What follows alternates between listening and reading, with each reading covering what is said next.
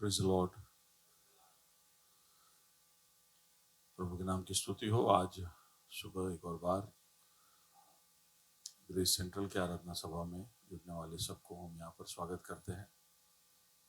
अगर आप पहली बार आए हैं तो आपका हाथ देखना चाहूँगा। अगर आप पहली बार आए हैं, praise the Lord, praise the Lord.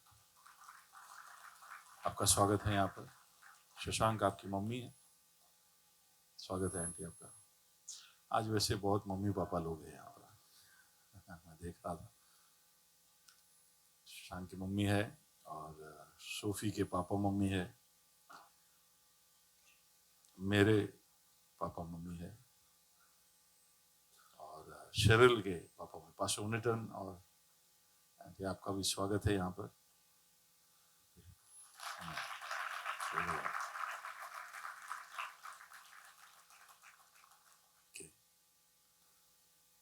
Kennedy लंबी छुट्टियों का फायदा उठाया। कैनेडी भुज कच्छ में एक बहुत ही सुनसान इलाके में है। वहां पर सिर्फ खुदा उसके साथ है ना। God is with you. या हमारे बीच में राहुल है, राहुल करेलिया, हमारे एक्स ग्रेस, मुंबई में है अभी। जेसन और विराज, तो हमारे बहुत सारे परिवार ना आज छुट्टियों पे गए हुए। तो बहुत लोग चिंता कर रहे थे कि खाली हो जाएगा। मैं बोला छुट्टियों पे लोग आ भी तो रहे।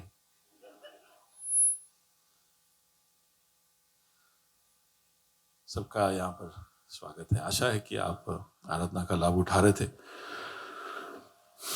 आइए हम बाइबल उठाए और ऐलान करें।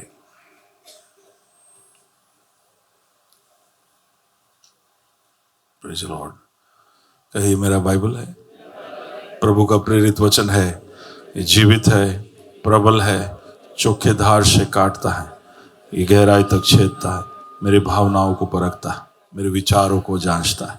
ये उपदेश के लिए, समझाने के लिए, सुधारने के लिए, शिक्षा के लिए लाभदायक है। मेरे वार का हथियार, मेरे बचाव का रहस्य, मेरे पाँव के लिए दीपक है, मेरी राह के लिए उजियाला है।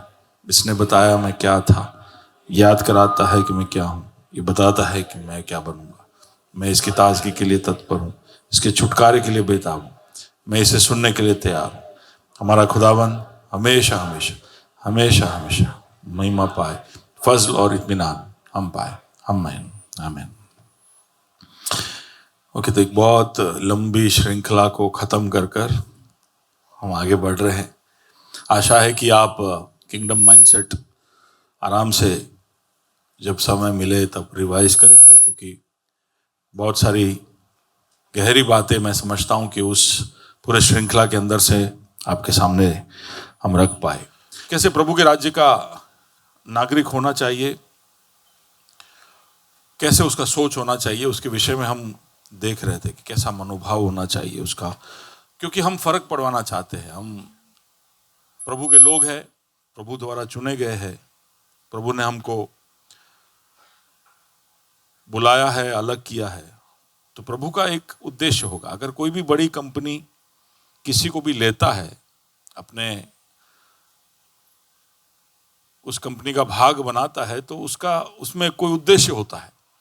वैसे ही चलो ये आ गया है, इसने इंटरव्यू दे दिया तो अब थोड़ा इसको ले लेते हैं, ऐसा कोई सोचता नहीं है। तो जब कंपनी वाले इतना ध्यान लगाते हैं, तो प्रभु जिसने पूरे सृष्टि को बनाया, उसने अगर आपको बुलाया है, उसने अगर आपको अलग किया है, अगर उसके नज़र में आपको कृपा दृष्टि मिली है, तो उसका मतलब है कि उसका कुछ उद्देश्य है।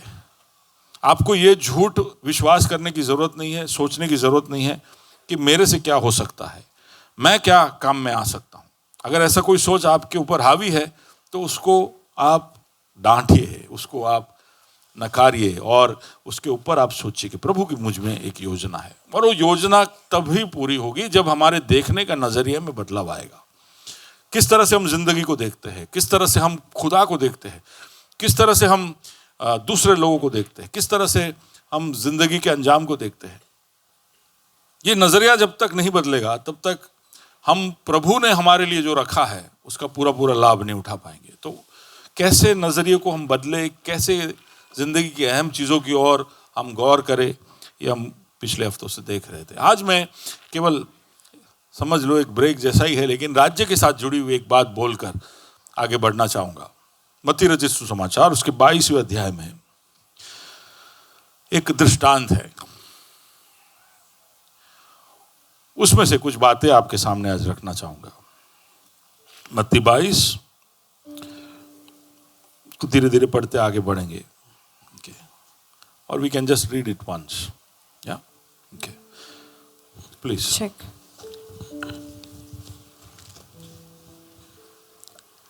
यीशु फिर उनसे दृष्टांत में कहने लगा, स्वर्ग का राज्य उस राजा के समान है जिसने अपने पुत्र का विवाह किया, और उसने अपने अपने दासों को भेजा कि निमंत्रित लोगों को विवाह के भोज में बुलाए, परंतु उन्होंने आना न चाहा। फिर उसने और दासों को यह कहकर भेजा, निमंत्रित लोगों से कहो, देखो मैं भोज तैयार कर चुका हूँ, मेरे बैल और पले हुए पशु मारे गए हैं और सब कुछ तैयार है, विवाह के भोज में आओ। परंतु वे उपेक्षा करके चल दिए, कोई अपने खेत को, कोई अपने व्यापार को। अन्य लोगों ने जो बच रहे थे उसके दासों को पकड़कर उनका अनादर किया और मार डाला। एक सेकंड रुकिए, खाली समझाता हुआ जाता हूँ, नहीं तो आप सिर्फ सुनेंगे और समझ नहीं पाएंगे। तो यीशु यरूशलेम पहुंचा है और एक दृष्टांत बताता है, उसका जो संदर्भ है मैं बताऊंगा आपको, लेकिन ये दृष्टांत बताते हुए वो कहता है कि स्वर्ग का राज्य इस समान है। स्वर्ग का राज्य इस समान है कि एक राजा अपने बेटे के विवाह की तैयारी करता है और उसमें वो मेहमानों को बुलाता है। मेहमान मान भी गए आने के लिए, लेकिन कुछ समय था विवाह का, तो वो तैयारी सब होने के बाद वो नौकरों को वापस भेजता है, सारे जिनको बुलाए थे उनको वापस याद कराने के लिए। तो जब उनके पास वो नौकर भेजता है तो वो लोग उसकी उपेक्षा कर कर चले जाते हैं। विवाह में आने से, राजा के बेटे के विवाह में आने से मना करते हैं, कुछ अपने खेत की ओर, कुछ अपने व्यवसाय की ओर, लेकिन कुछ उन दासों को पकड़कर उनको मार डालते हैं। तो एक दृष्टांत है, यीशु इतना कहकर आगे बढ़ रहा है। ओके। तब राजा को क्रोध आया, हाँ। और उसने अपनी सेना भेजकर उन हत्यारों का नाश किया और उनके नगर को फूंक दिया। तब उसने अपने दासों से कहा, विवाह का भोज तो तैयार है, परंतु निमंत्रित लोग योग्य नहीं ठहरे। इसलिए चौराहों पर जाओ और जितने लोग तुम्हें मिले सबको विवाह के भोज में बुला लाओ। अतः उन दासों ने सड़कों पर जाकर क्या बुरे क्या भले जितने मिले सबको इकट्ठा किया और विवाह का घर अतिथियों से भर गया। जब राजा अतिथियों को देखने भीतर आया। रुकिए, तो अब नौकरों को मार डाला तो राजा को क्रोध आया, उसने अपनी सेना को भेजा और उन शहरों को ध्वस्त कर दिया। उसके बाद मुड़कर अपने दासों से बात करता है और कहता है कि यार विवाह की तैयारी तो मैंने कर ली, लेकिन कोई आया नहीं है, तो क्या करें? तुम जाओ, गलियों में जाओ, जितने भी लोग मिले, भले और बुरे, सबको इकट्ठा करो और मेरे बेटे के विवाह में उनको शामिल करो। यहां तक हमने पढ़ा, फिर हम देखेंगे बाद में। अब मैं ये दृष्टांत यीशु जो कह रहा है उसका संदर्भ बताना चाहता हूं। ये दृष्टांत कहने के 2 दिन पहले, यानी समझो ये मंगलवार को हुआ होगा, तो 2 दिन पहले यानी रविवार के दिन एक गधे पर बैठकर यीशु यरूशलेम में प्रवेश कर चुका था। यीशु का यरूशलेम में प्रवेश करना अपने आप में एक बहुत बड़ा घोषणा था। आप सोचोगे कि घोड़े पे नहीं गधे पे आया तो ऐसे कैसी बड़ी बात हो गई, लेकिन आप समझिए कि एक तो इज़राइल के राजा लोग जब एक मोर्चे में निकलते थे, कोई प्रोसेशन में निकलते थे, तो तब वो अपनी गधी पर, खासकर दाऊद के समय से ये परंपरा चलता आया है, उसने अपने बेटे सुलेमान को भी इसी तरह राजा घोषित किया था। तो गधी पे या गधे पे बैठ के अगर राजा या कोई व्यक्ति कोई शहर में प्रवेश कर रहा है तो वो अपने राजा होने के उस अधिकार को घोषित कर रहा है। तो 2 ही दिन पहले यीशु यरूशलेम में गधे पे बैठ के आया था। तो ये एक भविष्यवाणी का भी पूर्तिकरण था। ज़करिया नबी का पुस्तक उसके 9 और 9 को जरा पढ़िए। हे सिय्योन, हाँ। बहुत ही मगन हो। हाँ। हे यरूशलेम, जय जयकार कर। जय जयकार कर। यरूशलेम को खास करके ये भविष्यवाणी दी गई है कि तू जय जयकार कर। क्यों? क्योंकि तेरा राजा तेरे पास आएगा। तेरा राजा तेरे पास आएगा। वह धर्मी और उद्धार पाया हुआ है। हाँ। वह दीन है और गधे पर वरन गधी के बच्चे पर चढ़ा हुआ आएगा। गधी के बच्चे पर चढ़ा हुआ वो प्रवेश करेगा। अब ये यरूशलेम के लिए एक भविष्यवाणी थी, इजराइल के लोगों के लिए एक भविष्यवाणी थी कि तुम्हारा राजा इस तरह से आएगा। 3-3.5 साल की सेवकाई के अंदर यीशु बहुत ही ऐसा कह सकते हैं कि बहुत अपने आप को ज़्यादा बाहर पब्लिक में वो कौन है बताए बगैर अपनी सेवकाई करते रहा। उसने अपना दावा वो कौन है कर कर नहीं रखा। वो इसलिए चेलों को बीच बीच में पूछते रहता था कि लोग मेरे बारे में क्या बोलते हैं। इधर उधर इक्का दुक्का लोगों का हम वर्णन सुनते हैं, वो यीशु कौन है ऐसा पहचान लेते हैं, लेकिन ज्यादातर लोग ऐसा ही सोचते थे कि यीशु एक अच्छा सिखाने वाला शिक्षक है, टीचर है, एक अच्छा रब्बी है, एक भविष्यवक्ता है, एक चमत्कार करने वाला है, ऐसा सब उसको मानते थे। लेकिन मसीहा कर कर देखा नहीं था। आने वाला राजा यही है कर कर इजराइल के लोग उसको देखे नहीं थे। लेकिन उस दिन उसने तय किया कि वो गधी पे बैठकर यरूशलेम में प्रवेश करेगा। तो उस गधी पे बैठकर प्रवेश कर कर यीशु अपने मसीहा होने और इजराइल का राजा होने का दावा करता है। तो अचानक से यीशु के सेवकाई में एक मोड़ आया है कि वो अपने आपको जिस तरह से लोगों के सामने रखता था उसमें एक बदलाव वो लेकर आता है। उस गधी के बच्चे को भी जब वो चेले लेने जाते हैं तभी भी आप उसका वो संभाषण जरा सुनिए। मत्ती उसका 21 उसका 3, मैथ्यू 21:3। यदि तुमसे कोई कुछ कहे तो उसने कहा कि जाओ फलाना जगह पर जाओ, वहां पर एक गधा और उसकी बच्ची तुमको दिखेगी, तो तुम उसको लेकर आना। अगर तुमको कोई रोके तो हाँ तो कहना कि प्रभु को इनका प्रयोजन है। प्रभु को इनका प्रयोजन है। यीशु ने कभी अपने आप को इस तरह से संबोधित नहीं किया। लेकिन आप सुनिए, यीशु के तेवर में एक बदलाव आया है। क्यों पता है? क्यों यीशु अचानक अपने आप को राजा, अपने आप को प्रभु, अपने आप को मसीहा ऐसे अब घोषणा करने लगा है? 3 साल तक उसने ऐसा नहीं कहा, लेकिन अचानक से ऐसा कहा। क्यों? क्योंकि उसका समय खत्म हो गया था। ठीक है, ये दृष्टांत कहने के 2 दिन के बाद यीशु को क्रूस पे चढ़ाया जाने वाला था। तो आखिरी के 4-5 दिनों का ये घटनाओं के अंदर ये दृष्टांत है। तो यीशु अपने आप को प्रभु बुलाता है, मसीहा बुलाता है, राजा बुलाता है। अब मैं ये संदर्भ आपको इसलिए बता रहा हूं क्योंकि ये संदर्भ में आप इस दृष्टांत को समझना। तो यीशु का तेवर बदल चुका है। वो अब राजा है, मसीहा है, प्रभु है, ऐसे सब दावा कर रहा है और उसको वो पब्लिकली कर रहा है, लोगों के सामने कर रहा है। अब उसके वो छुप छुप के नहीं कर रहा है। वो फरीसियों के सामने, याजकों के सामने, शास्त्रियों के सामने, रोमियों के सामने अपने आप को राजा, प्रभु और मसीहा कर कर ऐलान कर रहा है। ये रविवार की बात है। रविवार को गधी पे बैठ के आया। सोमवार को क्या हुआ देखिए। सोमवार को मत्ती 21 में जब हम आगे पढ़ते हैं वर्ष नंबर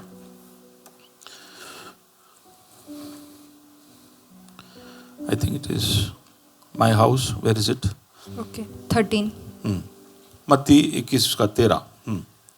और उसने कहा, हाँ। लिखा है, मेरा घर प्रार्थना का घर कहलाएगा, परंतु तुम उसे डाकुओं की खो बनाते हो। अब देखिए, मैं संदर्भ वापस बताता हूँ।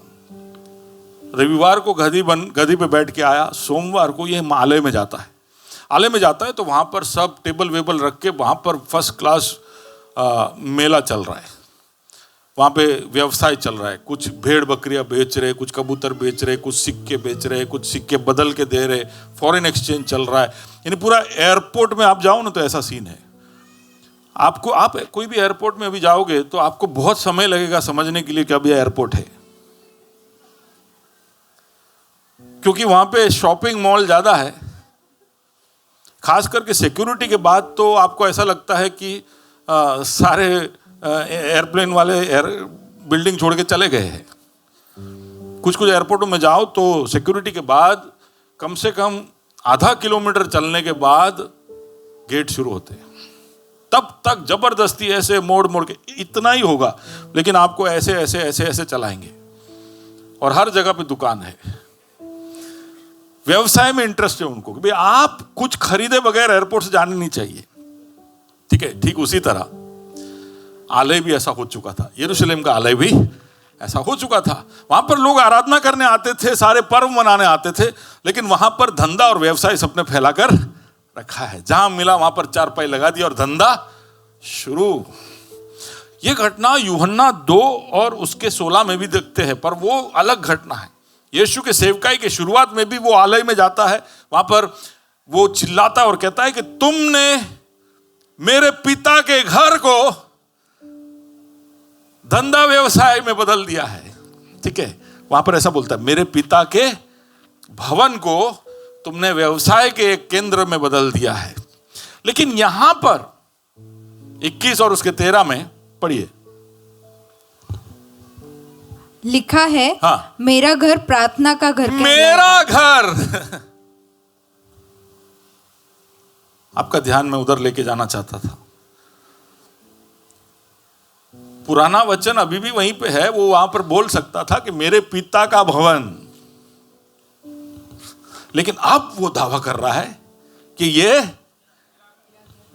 मेरा भवन है। तुम इतने सालों से सुधरे नहीं।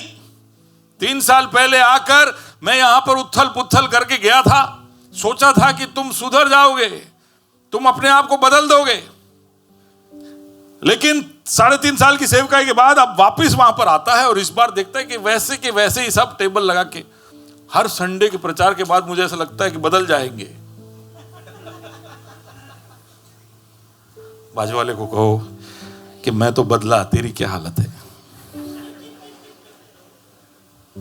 हेलो, 3.5 साल बाद आया, तभी भी वहां पर टेबल लगाकर सब धंधा व्यवसाय कर रहे हैं। और यीशु तब कहता है, वापस पढ़िए,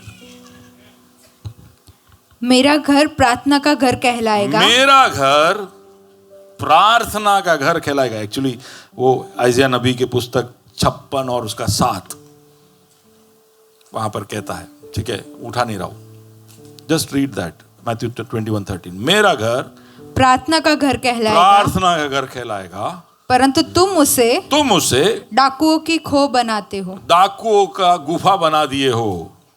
यिर्मयाह का पुस्तक 7वां अध्याय उसका 11वां कलम। तो अब यहां पर यीशु के तेवर को समझ रहे हो आप? उसका माइंडसेट पूरा चेंज हो गया है। अब वो कह रहा है कि यरूशलेम का जो मंदिर है वो मेरा घर है। तो सारे दावे वो करने लग रहे हैं। लोग पूछते हैं कि भाई कहां पे लिखा है कि यीशु अपने आप को खुदा बुलाता है। काफी हमारे मुसलमान भाई लोग इस तरह से हमारे साथ विवाद करने आते हैं, कहां लिखा है, दिखाओ। Jesus said I am God. पर उसने सारे ऐसे दावे किए जिसने फरीसियों को और यहूदियों को पागल कर दिया। बोले ये कौन होता है ऐसे बात करने वाला? गधी पे बैठ के आता है, अपने आप को प्रभु बुलाता है, अपने भवन को लेकर बोलते, प्रभु के आलय को लेकर बोलता है कि ये मेरा घर है, मेरा भवन है। तो यीशु का माइंडसेट पूरा चेंज हो गया। अब सोमवार खत्म, मंगलवार शुरू। ठीक है, मंगलवार को वापस यीशु यरूशलेम आ रहा है। तो ये तीसरी बार है जब वो आले की तरफ आ रहा है, 3 दिनों में तीसरी बार आ रहा है आले की तरफ। अब रास्ते में पता नहीं कहाँ रह रहा था, वैसे तो बेथफगे या बेथनी में रह रहा था, पता नहीं उसको किसी ने कुछ खाना दिया नहीं दिया, ब्रेकफास्ट, या तो सुबह वो लोग तैयार करे उससे पहले यीशु घर से निकल गए। रास्ते में उसको भूख लगी तो उसने एक अंजीर का पेड़ देखा और अंजीर के पेड़ पे फल ढूंढा उसने। पता है, आपने ये कहानी सुना है? ओके। तो अंजीर के पेड़ पे फल नहीं दिखा तो यीशु ने वहीं पर उसको श्राप दे दिया कि अब तेरे में कभी फल दिखेगा नहीं। लेकिन बहुत एक अद्भुत घटना वहां पर ऐसा लिखा है कि वही उसी क्षण, can you read that? I have not written the reference. सड़क के किनारे अंजीर का एक पेड़ देखकर वह उसके पास गया और पत्तों को छोड़ उसमें और कुछ ना पाकर उससे कहा, अब से तुझ में फिर कभी फल ना लगे। और अंजीर का पेड़ तुरंत सूख गया। अंजीर का पेड़, कभी आपने ऐसे खड़े खड़े पेड़ को तुरंत सूखते देखा है? क्या होने से ऐसा होता होगा? ऐसा कौन सा फिजिकल प्रोसेस है जिससे खड़े खड़े पेड़ को सुखाया जा सकता है? खड़े खड़े हैं? 2-4 दिन नहीं तो तुरंत सूख गया। नीचे आग लगा दो सूख जाएगा तुरंत। एक ही तरीका है उसको खड़े खड़े सुखाने का। बॉम्बे में वाले को कुछ पता है? सर भोपाल से कोई ज्ञान समझ हमको श्राप दो। वो तो दे दिया, उसके अलावा हाँ, प्लाज्मा का कोई टेक्नोलॉजी ना, एसिड नहीं, बिजली गिरा दो उस पर, लाइटनिंग। सही है? राजकोट वाले ऐसे बोले हाँ, तो हाँ एकदम खरी बात कही तुमने, बिजली गिरा दो तो पेड़ खड़े खड़े सूख जाएगा। यीशु ने श्राप दिया, अंजीर पे बिजली गिरी, और कोई उसको समझाने का तरीका नहीं है। आपका ध्यान अंजीर के पेड़ पे नहीं होना चाहिए। किधर होना चाहिए? यीशु के तेवर पर। बाजू वाले को बोलिए, अरे हमने खसकी से यीशु का दिमाग अब थोड़ा गर्म है, अब वो थोड़ा खुलेआम अपने आप को प्रकट करने के लिए हर तरह का हिम्मत कर रहा है, और वो थोड़ा बहुत अंदर उसके उस जोश की वजह से एक तरह का एक एग्रेशन है उसके अंदर। तो वो अंजीर के पेड़ को खड़े खड़े सुखा देता है और फिर यरूशलेम के आलय में आता है। 2 दिन के बाद बिल्कुल 48 आवर्स के अंदर उसको क्रूस पे चढ़ाया जाएगा, यानी उसको पकड़वाया जाएगा और फिर क्रूस पे चढ़ाया जाएगा। यीशु ये सब जानता है। यरूशलेम आने से पहले वो अपने चेलों को समझा चुका है कि उसके साथ क्या क्या होने वाला है। उसने अपने चेलों को बोला कि देखो मुझे पकड़वाया जाएगा, यानी तुम में से कोई पकड़ेगा, शास्त्रियों और याजकों के सामने ले जाएगा, मुझे कोड़े मारे जाएंगे, मेरा ठट्ठा उड़ाया जाएगा, मुझे मारा जाएगा और मुझे क्रूस पर चढ़ाया जाएगा। ये सब वो बोल चुका है। ये सब देखकर वो यरूशलेम की ओर आया है और गधी पे बैठ के आया, और मैं प्रभु ऐसा कहा, और मंदिर में जाकर क्रोध दिखाया, ये मेरा भवन है कहा, और उस अंजीर के पेड़ को श्राप दिया। और अब वो आता है और ये दृष्टांत सुनाता है। ठीक है, अब जो दृष्टांत हमने आगे पढ़ा कि स्वर्ग के राज्य कैसा है, एक राजा के जैसा है जिसका एक बेटा था और उसके बेटे की शादी हुई। उस बेटे की शादी में सबको बुलाया लेकिन लोग आए नहीं। यह है पूरा दृष्टांत। अब यह दृष्टांत बनाया किसने है? इसका लेखक कौन है? ये दृष्टांत को बड़े सोच समझकर, सारे दृष्टांत बाइबल के अंदर जितने भी दृष्टांत नए नियम के अंदर हम देखते हैं वो सब यीशु ने सोच सोच के उसको बनाया है। हमारे प्रायोगिक जीवन के साथ लगती बातों को लेकर, स्वर्ग के राज्य की बातों को और उसके सिद्धांतों को जोड़कर हमारे लिए रख छोड़ा है ताकि हम उसको पढ़े तो हम गहरी बातों को समझे। तो यीशु ये पूरा कहानी बनाता है। तेवर आप समझिए, भूलिए नहीं। वो बिल्कुल किस भाव में है वो ये दृष्टांत कहता है। अब ये दृष्टांत कहता है, ये कहानी हमने सुनी तो उसके चेलों ने, कई ने बोला होगा कि ये तो सुना हुआ है, ये दृष्टांत तो हमने सुना हुआ है, ये कुछ नया दृष्टांत नहीं बोल रहा है। क्योंकि हम देखेंगे कि कुछ समय पहले फरीसी के घर में जब गया था, लूका 14 में हम देखेंगे, फरीसियों के घर में जब गया था, वहां पर उसका भोजन जब उसको दिया जा रहा था तो वहां पर कुछ ऐसा ही दृष्टांत वो बोलता है। ठीक है, आप हो मेरे साथ? तो ये दो अलग अलग दृष्टांत है जो लगभग एक जैसे हैं। तो कई बार हम कंफ्यूज हो जाएंगे कि दोनों एक ही तो है यार, दोनों में बुलाया, दोनों में लोग आए नहीं, दोनों में गुस्सा आया, दोनों में बाहर से लोगों को बुलाया, इवेंट खत्म। पर ऐसा नहीं है। इसलिए मैंने यीशु का जो मनोभाव है वो पहले आपको समझाया कि वो किस मनोभाव से अब ये दृष्टांत को दे रहा है। तो पहले वाला वो फरीसी के घर में बैठा था, तो वहां पर वो कहानी सुनाता है, तो वहां पर राजा नहीं है, वहां पर एक रईस इंसान है जिसने एक भोजन रखा और लोगों को बुलाया था। तो पहला फर्क यह है कि लूका 14 में एक रईस इंसान है लेकिन मत्ती 22 में एक राजा है।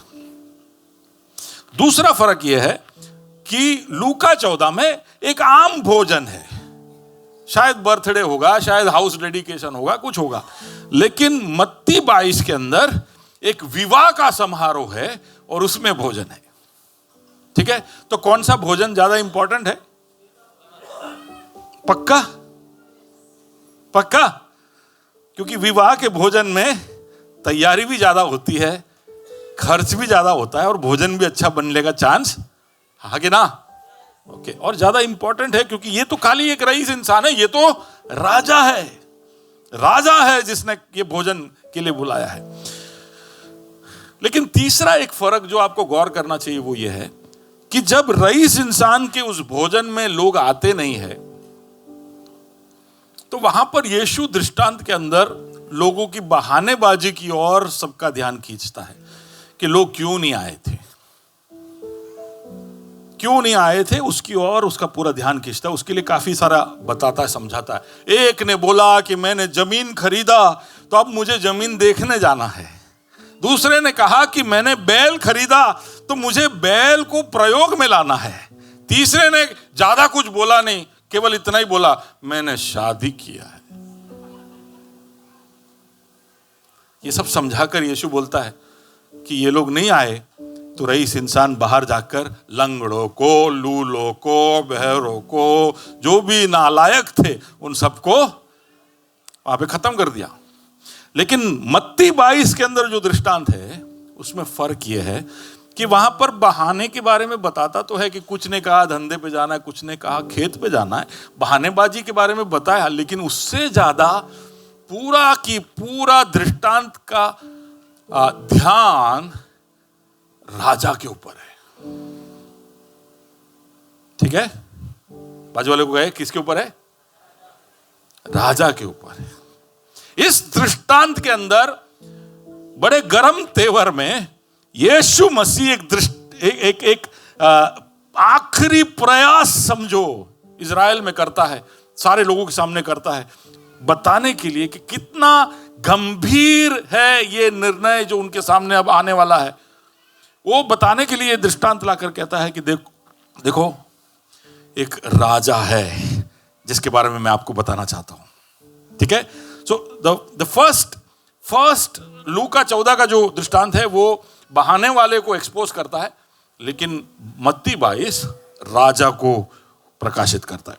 तो मेरा पूरा आज का ध्यान इस राजा के ऊपर होगा। इस दृष्टांत के अंदर किस तरह का राजा को यीशु दिखाता है। ओके, तो इसलिए मेरा प्रचार का टॉपिक भी द ग्रूम्स डैडी।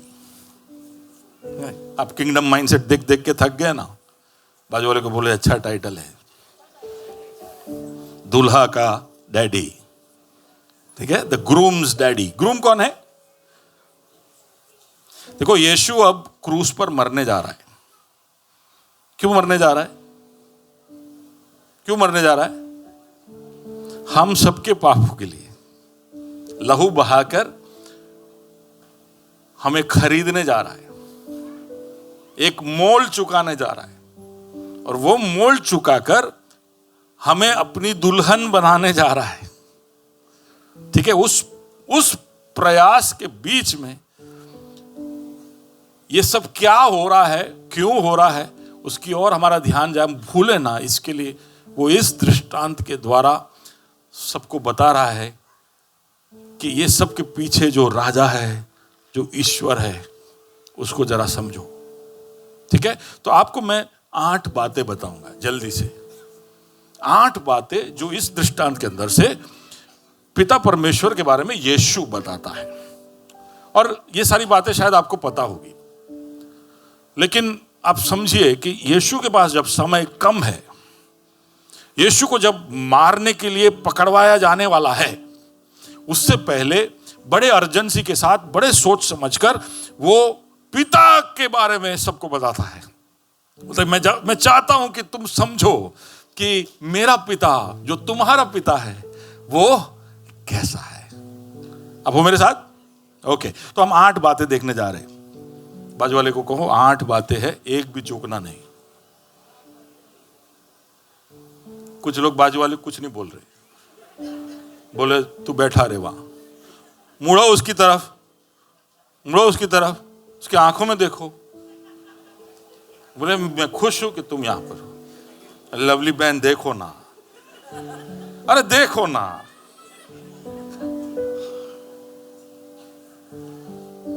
सबने देखा एक दूसरे को। कमला बहुत दिनों के बाद आए, आप देखे किसी को? 8 बातें हैं। कितनी? इतना दूर दूर मत बोलो, फिर मैं क्यों खड़ा हूं इधर? सिर्फ आस पास बोलो। ओके ओके, पहली बात देखो, दृष्टांत। ये दृष्टांत एक, देखो यीशु कोई भी संदर्भ लेकर ये बता सकता था। तो पहले उसने यही कहानी जब पहले बताई तो उसने एक रईस के घर पे भोजन का बताया, लेकिन अब वो बदल रहा है, पूरा चेंज कर रहा है। अब वो क्या बोल रहा है? एक राजा के घर में विवाह होने वाला था। अब पिता को वो बताना चाहता है, तो पिता के बारे में जब वो सबसे पहली बात बताता है, उसको विवाह के एक संदर्भ में हमको समझाता है।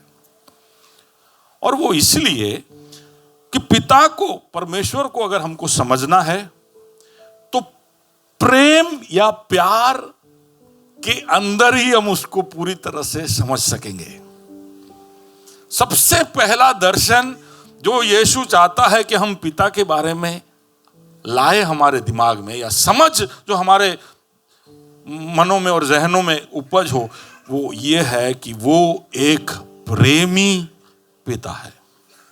ठीक है, उसको प्यार जो है उसके अंदर, उसके साथ उसका बहुत, और इंसान के साथ के रिश्ते में वो प्यार और प्रेम के द्वारा हमारे साथ वो जुड़ना चाहता है। इसलिए एक विवाह के रिश्ते के अंदर रखकर वो समझाता है। विवाह हम इंसानों के बीच में होने वाला प्यार का सबसे ऊंचा दृष्टांत है ना। हमारे बीच में होने वाला सबसे गहरा और सबसे बड़ा रिश्ता है जो विवाह के अंदर हम देख सकते हैं। और उसके अंदर उसने राजा को रखा और राजा को विवाह के साथ जोड़ा, ताकि हम समझे कि ये राजा प्रेम को बहुत ही अहमियत देता है। So he is a God who celebrates love. और उसका वो केवल उसको सम्मान नहीं दे रहा है, उसको मना रहा है। तो इसलिए वो विवाह is a, marriage is a celebration of love. हाँ कि ना? Wedding is a celebration of love, marriage is a celebration of love. तो प्रभु सबसे पहले पिता को इस तरह से दिखा रहा है कि यार बेटे का शादी हो रहा है और वहां पर एक उत्सव होने जा रहा है, पिता उसमें शामिल है। तो पिता इस प्यार के रिश्ते में बड़ा खुश है क्योंकि पिता खुद प्यार करता है। हम देखते हैं कि उसने सृष्टि में भी उसके प्यार को हमको दिखाया, इसलिए उसने हमको उसके जैसा बनाया। आप हो मेरे साथ? उसने हमको उसके जैसा क्यों बनाया? क्यों वो शेर या मोर या हाथी को देखकर खुश नहीं हुआ? उसने हमको उसके जैसा इसलिए बनाया क्योंकि वो हमारे साथ एक रिश्ता बनाना चाहता है। तो सृष्टि में हम देखते हैं जब उसने इज़राइल को आज्ञाएं दी तो उसके अंदर भी उसने कहा कि आज किसी ने आज वर्स आज यहां पर बोला, आई थिंक रूडी ने कहा है ना, love the Lord your God, है ना, तुम्हारे पिता परमेश्वर को पूरे दिल से, मन से, आत्मा से, ताकत से प्यार करना। इसको वैसे शेमा बोलते हैं, आप लोग देखे होंगे, शेमा लिखा है उधर। हाँ, शेमा यानी इज़राइल को दिया गया जो नियम है, जो 2 नियम खास करके जो बोलते हैं कि love your neighbour as yourself, तो उसको शेमा बोलते हैं। वहां पर Deuteronomy chapter number 6 verse number 4 से जब पढ़ते हैं तो उसको शेमा बोलते हैं। तो जब उसने इज़राइल को आज्ञा दी तो सबसे पहले आज्ञा क्या दी? क्या दी? अरे बोलो ना, प्यार करो, ऐसा बोलो। प्यार करो। आज्ञा में भी क्या बोल रहा है? ऐसा नहीं कि दंडवत करो, घुटने पे आ जाओ। आर्मी वाले जब बोलते हैं कि तुम आर्मी में आके सबसे पहले क्या करने का, तो हाथ मुंह धो के आके पहले एक्सरसाइज करने का, ऐसे बोलेंगे, हाँ कि ना? प्रभु भी ऐसा सब बोल सकता था और हम करना पड़ता। प्रभु ने अगर ऐसा बोला होता, जे मने प्रेम करे छे 5 वागे एक्सरसाइज कर से, हम में से सबकी जिंदगी कैसी हो जाती? हाँ, अंदर ऐसे अंदर प्रभु को शुक्रिया बोलो कि ऐसा सब तूने नहीं रखा। अरे बोल दिया होता तो अपने रोक सकते, बराबर ने? तो प्रभु ने क्या बोला? सबसे पहला आज्ञा जो उसने दिया कि तू मुझे प्यार कर। तो प्रभु एक प्रेमी खुदा है, ऐसा हमको याद करने की जरूरत है क्योंकि कई बार खुदा को बड़े क्रोध और गुस्से में हम कल्पना करते हैं क्योंकि हमारे करतूत ऐसे। प्रभु ऐसा नहीं है, हमारे करतूत ऐसे है कि हमको ऐसे लगता है। कोई देखा क्या? बच्चा अगर नटखट हो तो वो भूल जाता है कि उसका माँ बाप उससे बहुत प्यार करता है। उसको हमेशा डर लगता है कि क्या थी ग्लास आवे छे, क्या थी बेलन आवे छे। हाँ, स्कूल में होगा तो कहाँ से चौक आ रहा है, ये सब वो ऐसा देख के बैठा हुआ डरा हुआ रहेगा। उसको उसका टीचर, उसका पेरेंट सब एकदम बड़ा क्रोधी और बड़ा क्रूर मालूम चलता है। लेकिन हम भूले ना, इसलिए प्रभु याद कराता है कि ही is a God who celebrates love. उसने पूरे पुराने नियम के अंदर इज़राइल को, जो बार बार उसको छोड़ देता और मूर्ति पूजा में चला जाता, अन्य देवी देवताओं के पीछे चला जाता, बार बार उनको खींच खींच के अपनी ओर लाता, केवल उनसे प्रेम था इसलिए, अब्राहम से प्रेम था इसलिए। फिर वो अपने बेटे को भेजता है, यूहन्ना 3:16 हम जानते हैं ना क्या है, परमेश्वर ने जगत से ऐसा प्रेम किया। तो ये सब कुछ कुछ बातें आप सोचोगे कि भैया आप ABCD क्यों पढ़ा रहे हो? इसलिए कि हमारे बीच में ऐसे लोग हैं जिनको ABCD नहीं पता है, ठीक है, इसलिए कुछ कुछ बातें मैं दोहरा रहा हूं। तो जिनको ये सब पता है थोड़ा सा धीरज रखिए। यूहन्ना 3:16 कहता है कि परमेश्वर ने जगत से इतना प्रेम किया कि उसने अपना इकलौता पुत्र दे दिया। कैसे दे दिया? केवल भेजा नहीं, क्रूस पर मरने के लिए दे दिया, ताकि जो कोई उस पर विश्वास करे वो नाश ना हो पर अनंत जीवन को पाए। ये हमारे बाइबल का सार है। यीशु मसीह क्यों क्रूस पर लटका हुआ है, क्यों उसको इस तरह से मरना पड़ा? अगर आपने कभी भी यीशु को इस तरह से देखा है तो आपको सोचने की जरूरत है कि यार ये कौन है जो सूली पे ऐसा लटका हुआ है। सारे देवी देवताओं का जब भी चित्रीकरण होता है तो बड़े शूरवीर और बड़े अच्छे पोज में खड़े होते हैं, सब लोग के हाथ में हथियार होता है, सब लोग एकदम टशन से खड़े रहते हैं। ये यीशु बेचारा ऐसा लटका हुआ है। तो सोचना चाहिए कि क्यों ये लटका हुआ यीशु इतना सारा आराधना के और स्तुति के योग्य है। वो इसलिए क्योंकि जहां पर हमें लटकना चाहिए था वहां पर वो लटका। हम जो काम करते हैं, बोलिया बोलते हैं, जो सोच सोचते हैं, उसका अगर न्याय खुदा हमसे मांगेगा तो हम सब नाश हो जाएंगे। हम पवित्र परमेश्वर के सामने खड़े नहीं हो पाएंगे। हम जानते ही ये गलत है, किसी को ये बताने की जरूरत नहीं है कि आप क्या गलतियां कर रहे हो। हमको अंदर से ही पता है कि हम क्या गलत कर रहे हैं। तो ये ऐसा अगर हमारा जिंदगी है तो हम कैसे प्रभु के सामने खड़े रहेंगे। तो प्रभु तो हमको इसलिए नहीं बनाया कि हमें नाश करे। प्रभु हमको इसलिए बनाया कि वो हमारे साथ रिश्ता चाहता था, इसलिए वो खुद उतर कर आता है और हमारे पापों का दाम उस क्रूस पर उठाता। जो कोई उस पर विश्वास करे वो नाश ना हो पर अनंत जीवन को पाए। और उसके पीछे का उसका पूरा ड्राइव था प्रेम। उसके बाद वो पवित्र आत्मा को भेजता है, पवित्र आत्मा को हमारे अंदर रहने के लिए भेजता है। आप किसी के भी घर पे जाकर रहोगे कब? या तो बहुत मजबूरी हो तब, या उससे बहुत प्रेम हो तब। छुट्टियां चल रही है, 2-3 दिन की छुट्टियां है, तो आप इधर उधर जा रहे होंगे। कल रक्षाबंधन है ना, तो हम देखेंगे कि हमारे अड़ोस पड़ोस के लोग भी सब इधर उधर जा रहे हैं, बहन भाई के घर पे जा रहे, भाई इधर उधर जा रहे, सब हो रहा है, सब एक दूसरे। ये सब इसलिए हो पा रहा है, इस तरह की आजादी लोग इसलिए लेते हैं क्योंकि उनको तुमसे प्रेम है। तभी हो सकता है, नहीं तो नहीं हो सकता है। आप सोच के देखिए, वो कहता है कि मैं जाऊंगा और पवित्र आत्मा को भेजूंगा जो तुम्हारे अंदर वास करेगा। वो तभी हो सकता है, किसी के भी अंदर जाकर वास करना तभी हो सकता है जब तुमको उससे प्रेम हो और उसको तुमसे प्रेम हो। हाँ कि ना? यस और नो? तो प्रभु को प्रेम है, हम जानते हैं। और फिर उसने जो भी हमें अनुशासन दिए पालन करने के लिए, जैसे प्रार्थना, आराधना, ये सब भी हमको खुदा के पास लेके जाते हैं। हम क्यों आराधना करते? 2-3 गाने गाते, वो सब उस गाने के द्वारा, उस आराधना के द्वारा हम प्रभु के और करीब आते हैं। और अनंत जीवन में भी ये प्रेम हमारे ऊपर वो उंडेलता है। तो God is a God who celebrates love. और वही नहीं, वहां पर ऐसा लिखा है, इंग्लिश में ऐसा लिखा है, गॉड अरेंज्ड अ मैरिज। कहीं लिखा है, कोई इंग्लिश पढ़ेगा? No, if you read, you have in English there, can you read that? Matthew 22 verse 1.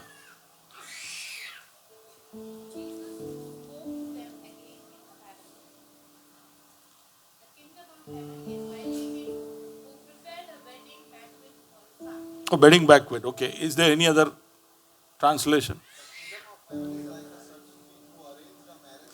Arrange. Which version is that? New King James. Yeah. Okay. So that's why I always read New King James. Kingdom of God. अब ये सब bachelors के लिए, सब लोग सुनो। सारे शादीशुदा लोग नहीं, जो नहीं शादी किए उनके लिए क्या है कि प्रभु का राज्य इस तरह से, एक राजा ने अपने बेटे के लिए एक शादी अरेंज किया। बाजू वाले को बोलो फंसा ही गया। प्रभु जब प्रेम दिखा रहा है अपने बेटे के लिए, तो उसने ऐसा नहीं बोला सोधी ले जा। सोचने जैसी बात है। आपने शादी नहीं किया है तो सोचने जैसी बात है। हम सब पाश्चात्य कल्चर को फॉलो कर रहे हैं, जहां पर सब लोग फ्री हो जाते हैं, मैं अपने आप ढूंढ लूंगा। ढूंढिए, कोई बात नहीं, पर आपके परिवार को उसमें शामिल करिए। पिता परमेश्वर ने तो अपने बेटे के लिए, उसने तो हम सबको ये बोल दिया, जो माँ हूं तो आमद करीस, तमार जे करू है। मेरा इकलौता बेटा है, उसके लिए मैं तो अरेंज मैरिज ही करूंगा। कितना चुप्पी है ना चर्च में। बोले कि हमें तो ऐसे सोच रहे थे कि grace fellowship forward thinking church है। हाँ, अगर आप मेरे से पूछोगे तो मैं कहूंगा कि God supports arrange marriage because he knows marriage is a big decision. उसमें से मुकर नहीं सकते। इसके लिए उसमें बहुत सारे भेजों का शामिल होना जरूरी है। ठीक है, उसमें ऐसा नहीं कि फिर बे हमारे करवाने से तारो हमें नहीं पूछी सू, ऐसा नहीं है। सब सब मिलके, है ना, सब मिलके। तो प्रभु ने अरेंज किया मैरिज, तो पुत्र उसमें शामिल था। लेकिन अहमियत इस बात को देना चाहता हूं कि प्रभु ने अरेंज किया। वो चाहता था कि इस प्रेम के प्रदर्शन में वो शामिल हो और वो उसको, और उसमें वो बड़ा खुश हो गया। जैसे ही उसने अरेंज कर लिया marriage, God was happy, he was joyful. और उसने कहा कि चलो मनाते अपने। हम जब भी ऐसा पार्टी कब बोलते, कब बोलते? और कोई किसी का नौकरी चला गया, पार्टी, ऐसा नहीं बोलते हैं ना।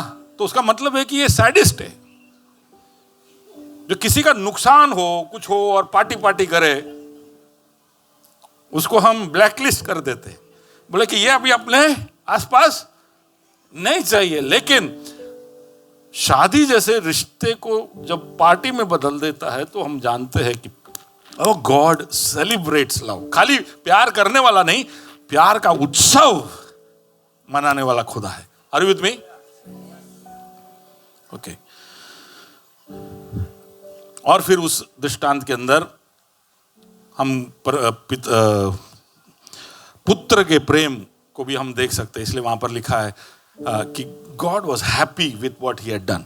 Let me just jump ahead. Okay, तो सबसे पहला चीज हम देख सकते हैं कि यीशु उस दृष्टांत के द्वारा सबसे पहला चित्रीकरण हमारे दिमाग में डाल रहा है कि God is a loving God. दूसरा, God is a celebrating God, यानी उत्सव महोत्सव मनाने वाला खुदा है। ठीक है, जश्न मनाने वाला खुदा है। हम अभी भी देखो, आप लोग कैसे सीरियस बैठे हो। क्यों ऐसे बैठे हो? क्यों ऐसे बैठे हो? क्योंकि प्रभु की हुजूरी में है, हिल नहीं सकते, है ना? नहीं, पर आप लोग का कई बार पोजीशन गाने में भी तो ऐसे ही होता है। हम क्यों ऐसा सोचते हैं कि बड़ा गंभीर रहने में प्रभु को बहुत मजा आता है। चर्च में आते हैं तो हमारा कंपटीशन, कौन વધારે गंभीर છે, ये વધારે पायस છે, होली છે। हाँ, जो ज्यादा सीरियस है, जो ज्यादा मजाक करता है, वो लाइफ में कैजुअल है, उसको इंटरेस्ट, उसको नहीं समझता है चीजों को। ऐसा एक सोच है हमारा। लेकिन आप देखते हो कि ये उत्सव का योजना किसने किया है? किसने किया? अरे आप जब इज़राइल में मनाए जाने वाले पर्वों का लिस्ट देखोगे, all the feast of Israel, उसके बारे में बाइबल खुद कहता है कि these are the feasts of the Lord. यहोवा के पर्व है ये। मनाने वाले कौन थे? इज़राइल, प्रभु के लोग थे। लेकिन उनका नाम क्या था? यहोवा के पर्व। वो चाहता था कि हम जश्न मनाए, हम खुश रहे। हमने कहीं ना कहीं चीजों को ऐसा बदल दिया है कि यार सीरियस रहो लाइफ में। ज्यादा खुश होंगे तो पास्टर सोचेगा ये सांसारिक है। पर खुदा चाहता है कि तुम खुश रहो। He wants you to be happy। इसलिए उसने जब सृष्टि को बनाया, सबसे पहला क्या कहा? सृष्टि को बनाने के बाद उसने क्या कहा? It's good. वाओ। हम लोग खाना बनाने के बाद हम सबको पूछते रहते, आज तक मेरे मम्मी के सिवा मैंने किसी को नहीं देखा है जो खाना बनाने के बाद बोलती है अच्छा बना है। बेटी, जो भी खाना मेरे को बना खिलाया, वो खिलाने के बाद पूछते कैसा बना, क्योंकि उनको कॉन्फिडेंस ही नहीं है। लेकिन मेरे मम्मी को ओवर कॉन्फिडेंस है। अब उसने बनाया तो पूछती है, आप लोग की तरह ही पूछती है मेरे को कि कैसा बना है। और मेरा तो आदत है, जब तक भूल ना निकालूं मुझे चैन नहीं है। तो मैं बोलूंगा इसमें थोड़ा तो ये कम है, कुछ कम नहीं है, सब अच्छी तरह से ही बना है, खा तू। तो फिर पूछा क्यों?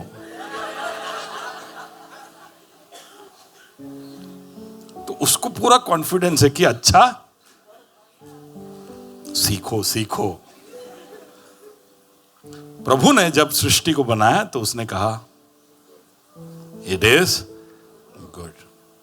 अगर हम में प्रभु का स्वभाव है तो उस तरह हम जो मेहनत करते हैं उसकी तरफ थोड़ा प्रतिक्रियाओं को बदलना जरूरी। इट इज गुड, बेहतर हो सकता है, it can be better, but it is good. He was happy, प्रभु खुश हो गया जब उसने सृष्टि को बनाया। हम जब उसके यीशु मसीह के दूसरे दृष्टांत देखते, लूका 15 के अंदर है यार, द लॉस्ट, लूका 10, lost sheep, lost coin, Luke 15, lost sheep, lost coin, lost son, है ना, याद है? खोया हुआ भेड़, खोया हुआ सिक्का, खोया हुआ बेटा। अब तीनों दृष्टांत के अंदर एक चीज कॉमन है, जब खोए हुए चीज वापस मिलते हैं तो वहां पर ऐसा लिखा है उसने अपने दोस्तों को बुलाया और क्या किया? देखो ये सब हम सब के लिए क्यों है कि कई जिंदगी में सारू था है तो पार्टी करवानो। देखो देखो पीछे वाले सब नहीं मान रहे, बोले ना ऐसा, कुछ अच्छा हुए तो फास्टिंग करने का, फास्टिंग भी करने का, लेकिन फीस्टिंग भी करने का। इसलिए मनुष्य के पुत्र को देखकर फरीसी लोग बोलते थे कि ये तो खाते पीते घूम रहा है। किसके बारे में? किसके बारे में? अरे आपके प्रभु, आपके राजा, आपके मसीहा के बारे में बोलते, ये तो खाते पीते घूमता है। फास्टिंग करिए आप, लेकिन भूलिए नहीं कि हमारा खुदा एक जश्न और उत्सव में मन रखने वाला खुदा, और वो चाहता है कि हम उस माहौल में रहे। वो जानता है कि हमारी परिस्थितियां हमें बहुत दबाती है, दुखी करती है, लेकिन उसके अंदर भी अगर हम खुश होंगे, हेलो, जब सारी परिस्थिति आपको दबाती हो, उसके अंदर भी अगर आप खुश होते हो तो उसमें केवल एक ही कारण हो सकता है कि वो खुशी उसकी प्रभुता की वजह से है, वो आपका राजा है इसलिए है। नहीं तो परिस्थितियां तो आपको खुश होने नहीं दे रही है, तो खुश होने का कारण क्या है? मेरा राजा मेरे साथ है। मेरी परिस्थितियां खराब है लेकिन वो मेरे साथ है। वो चाहता है कि हमेशा तुम खुदा में आनंदित रहो, जश्न में रहो, खुशी में रहो। और इसलिए जब वो खोए हुए भेड़ को, सिक्के को, बेटे को सब पाता है तो वहां पर दृष्टांत के अंदर उसने लिख के रखा है कि उसने अपने दोस्तों को बुलाया और जश्न किया। Whenever you have a good turnaround in your life, celebrate it with God's people. That is a way of expressing your gratitude to God. Hallelujah. उसने क्रूस की ओर जब देखा ना, तो इब्रानियों के पत्र में ऐसा लिखा है कि उसके सामने जो आनंद रखा था उसके खातिर उसने क्रूस को अपना लिया। There was a joy in front of him. उसने उसके दिमाग में देखा कि यार ये क्रूस के अंदर से मैं होकर जाऊंगा तो मुझे इतने सारे लोग मेरे दुल्हन के रूप में हासिल हो जाएंगे जिनके साथ युगान युग तक मैं जश्न मनाऊंगा। इन सब के पास जाऊंगा, इनके आंखों के आंसू में पहुंचूंगा और कभी भी इनको आगे से रोने नहीं दूंगा। कभी भी ये रोगी नहीं होंगे, कभी भी परेशान नहीं होंगे। वो उसके मन में उसने देखा और इसलिए उस जश्न को याद रखते हुए उस क्रूस को वो अपनाता है। पौलुस इस तरह से कहता है कि मैं मेरा आनंद तुम्हें इसलिए देता हूं ताकि, सॉरी पौलुस नहीं है, इट्स जॉन 15, यूहन्ना 15 में जब वो दाख लता के बारे में बोलता है कि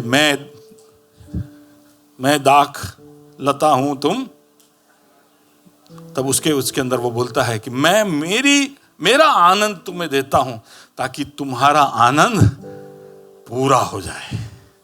your joy should be complete. तो God is a joyful God, a celebrating God. एक जॉय हमारे जीवन का एक भाग होना चाहिए। रिमेंबर, ये सब कब बोल रहा है? What is the projection? यीशु का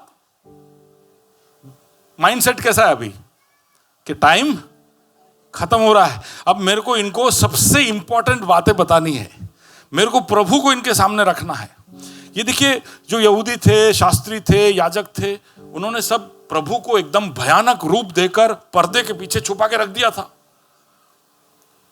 लोग प्रभु का नाम नहीं लेते थे। उसने कहा कि मेरा नाम मैं जो हूं सो हूं, मेरा नाम याहवे है, लेकिन इजराइल के लोग उसका नाम भी नहीं लेते थे, इतने डरे हुए थे। और ये डर की वजह से कोई खुदा के बारे में सोचता ही नहीं था। कोई भयानक व्यक्ति के बारे में कौन कितनी देर सोचेगा? तो सबने परमेश्वर के साथ एक दूरी बना दी थी। पर उस दूरी के बीच में यीशु दृष्टांत लेके आता है। समय उसके पास कम है, अर्जेंसी है। वो पहले दावा करता है, मैं राजा हूं, मैं मसीहा हूं, मैं प्रभु हूं। तुम जो आलय में खड़े हो मेरा भवन है। वहां खड़े रहकर वो बोलता है कि मेरा खुदा, मेरा पिता एक आनंद और जश्न में मगन रहने वाला खुदा है। अब हो मेरे साथ? इसलिए पवित्र आत्मा का जो फल है उसके अंदर भी आनंद एक भाग है। हम जो सोचते हैं कि खुदा बदला लेने वाला, क्रोध करने वाला, न्याय करने वाला खुदा है, उसके अंदर एक बदलाव। Let me go ahead. Okay, तीसरी बात जो वहां पर वो कहता है उस दृष्टांत के द्वारा, वो ये कि ये जो राजा है, ये जो राजा वो लोगों को न्योता दे रहा है। तो राजा खुदा है, उसका बेटा यीशु है और लोग हम सब है। तो उसने न्योता दिया है, इनविटेशन दिया है सबको उस विवाह में भाग लेने के लिए। तो उसका मतलब है कि ये पिता जो है वो सबके साथ घुलना मिलना चाहता है। पिता ऐसा नहीं है जो दूर रहे। पिता ऐसा नहीं है कि आप उसके पास जा नहीं सकते, आप सीधे सीधे उसके पास जा सकते हो। उसने आपको न्योता दिया है। उसने ऐसा नहीं बोला है कि आपके परिवार से एक प्रतिनिधि आएगा। उसने ऐसा भी नहीं बोला कि मेरा एक प्रतिनिधि तुम्हारे पास आएगा और तुम उसको मिल लेना और बात खत्म। उसने सबको न्योता दिया और कहा कि आ जाना, मेरे सबसे बड़े जश्न में तुम लोग शामिल हो जाना। So he has given an invite. It's an accessible God. एक ऐसा प्रभु है, परमेश्वर है जो उपलब्ध है। बाजू वाले को बोलिए उपलब्ध है। ये प्रेमी खुदा, ये आनंद मनाने वाला खुदा तुम्हारे लिए उपलब्ध खुदा है। जितने लोग महान हो जाते उतने उपलब्ध कम हो जाते। जितने लोग बड़े हो जाते हैं ना, उनको मिलना मुश्किल हो जाता है। देखो, मैं पिछले 2-3 हफ्ते से एक बात बोल रहा हूं कि हमारे देश में भी ऐसे बहुत सारे पापा लोग आ गए, पर उनको मिलना पॉसिबल है। आप समझ पा रहे हो मैं क्या बोल रहा हूं? बहुत सारे ऐसे पास्टर लोग, बड़े बड़े प्रचार लोग, बड़े बड़े मंडली चलाने वाले लोग, जिनको लोग पापा बुलाते हैं, लेकिन आप उनके पास पहुंच नहीं पाओगे, आप उनको मिल नहीं पाओगे। लेकिन ये सब पापाओं का जो पापा है वो बोलता है मैं इनवाइट दे रहा हूं, तुम सीधे मेरे पास आना। हालेलुया। तो हम जो भाग भाग करते इधर उधर, ये पापा वो पापा, ये डैडी वो डैडी,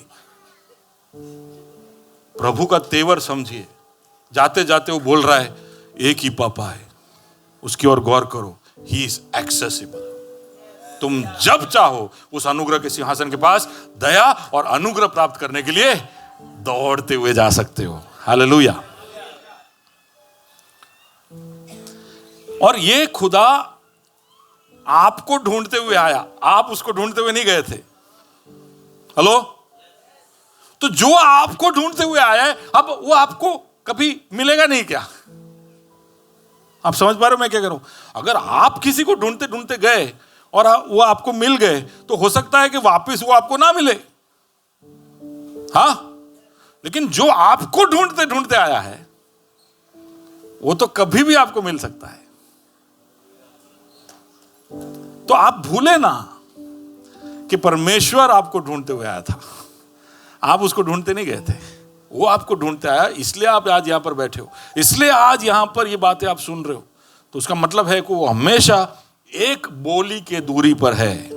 आप उसको बुलाओगे तो वो आपके सामने आ जाएगा। आप उसके करीब जाओगे, बाइबल कहता है कि you draw near to me, I will draw near to. तुम जितना मेरे पास आओगे उतना मैं तुम्हारे पास आ जाऊंगा। ये इनवाइट भेजता है तो लोग नकार देते हैं, बोला हमको नहीं आना है, तो वो वापिस भेजता है, फिर उसके बाद वापिस भेजता है। तो इसका मतलब बार बार कौन इनवाइट करता है? आपने किसी को बुलाया, पहले बोला हाँ मैं आऊंगा, फिर बोला यार आज आप सुनिए, जो लूका 14 में जो एक्सक्यूज दिया है ना, मैंने 3 बहाने बोले। सबसे पहला बहाना क्या था? कि मैंने एक जमीन खरीदा है, तो अब मुझे वो देखने, ये कौन सा लल्लू है जो जमीन देखे बिना खरीदता है? आप समझ पा रहे हो? मेरे को तो बहाना समझ में नहीं आया। अरे जमीन जैसा बड़ा चीज लेने से पहले हम 5 बार देखते, खुद देखते, अंकल चाचा दादा सबको लेके जाते, बीवी बच्चे सबको लेके जाते, जमीन उसका सर्च करवाते, फिर हम इन्वेस्ट करते। और ये बोलता है मैंने जमीन लिया, मुझे देखने जाना है। उससे भी खतरनाक उसके पीछे पीछे आ रहा है, बोला मैंने बैल लिया है, उसको ट्राई करना है।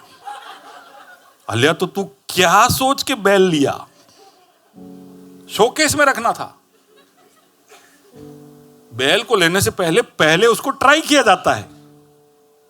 इसलिए सारे एडवर्टाइजमेंट में लिखा जाता है टेस्ट ड्राइव माटे आओ, ऐसा लिखते। हम एक नया बैल लाए हैं मार्केट में,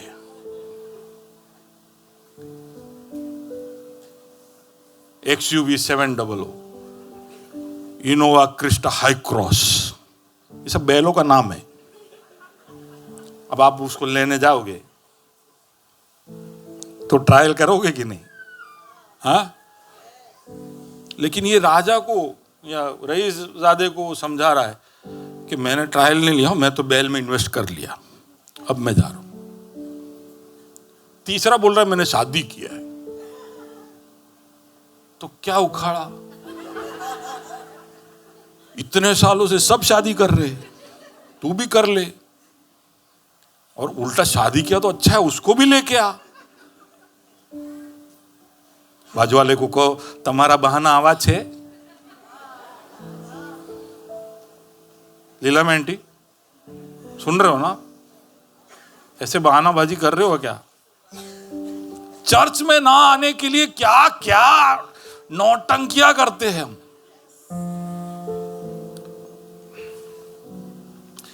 मैं जब छोटा था तो करता था ये सब। सबसे बोरिंग, और तब चर्च बोरिंग भी होता था, सच है।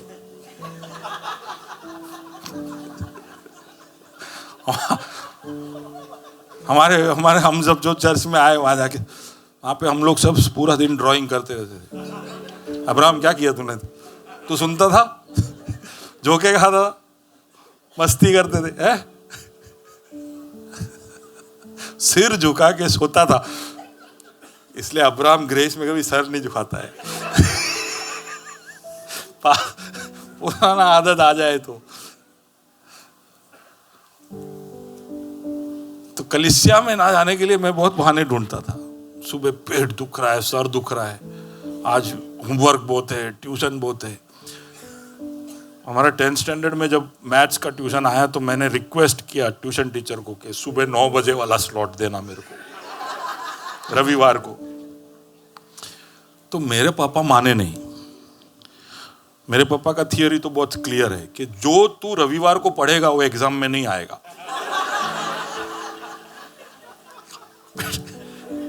और मैं सबको बोलता हूं कि बात सही है, रविवार को जो तू पढ़ेगा वो एग्जाम में नहीं तो एग्जाम में आएगा, तू भूल जाएगा।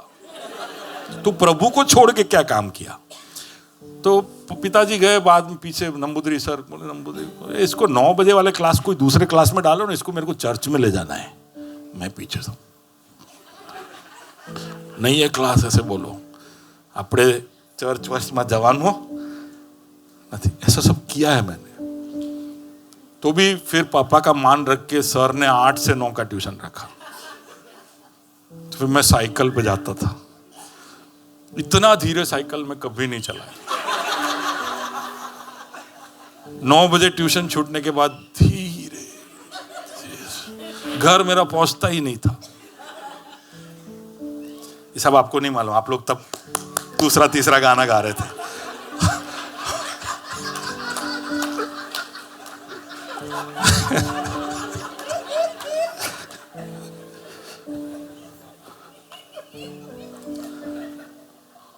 हम कहां थे? हाँ? बहाने, या ऐसे तो बहाने थे, लेकिन ऐसे बहानेबाजी करने वालों को भी प्रभु बार बार बुलाता है कि आओ ना। अगर आप यहाँ पर बहुत सारे बहानों के बाद भी आप यहाँ पर बैठे हो तो आप सोच के देखिए कि प्रभु का प्यार कितना महान है आपके लिए। कि आपने हर तरह की कोशिश की कि आप नहीं आओ चर्च में, आप नहीं आओ प्रभु के सामने, आप प्रभु के कोई भी कार्य में शामिल ना हो, लेकिन फिर भी वो किसी ना किसी तरह से आपके पीछे पीछे आते रहा और आपको उसने खींच लिया। तो फिर वो आपके लिए उपलब्ध है कि नहीं? जिसने आपको इतना चेस किया है वो तो हमेशा आपके लिए हाजिर है। हम क्यों ये भूल जाते हैं? हम फिर ढूंढते रहते हैं कि पास्टर हमारे लिए प्रार्थना करो, पास्टर प्रभु का कोई वाणी है क्या मेरे लिए? आपको बुलाया, आपको चेस किया, आपका पीछा कर करके आपको यहां तक लाया, अब आप पास्टर को पूछ रहे हो। सोचने जैसी बात है। हाँ, कभी कभी आप जब सुनते नहीं हो तो पास्टर बोलेगा, पास्टर को वो भी बोलेगा, लेकिन पहले कोशिश वो किससे करता है? ज्योति बहन पहले आपसे बात करेगा। खुदा ने आपको बनाया तो आपके साथ रिश्ते के लिए, तो उसको आप में रुचि है। ये क्यों हम भूल जाते हैं? हम ऐसा सोचते हैं कि या चर्च के द्वारा या पास्टर के द्वारा या एक संगति के द्वारा या फलाना भाई के द्वारा ही हम प्रभु के पास जा पाएंगे। नहीं, वो तरस रहा है कि आप उसके पास आओ, कि आप उसको अब्बा बुलाओ, डैडी बुलाओ।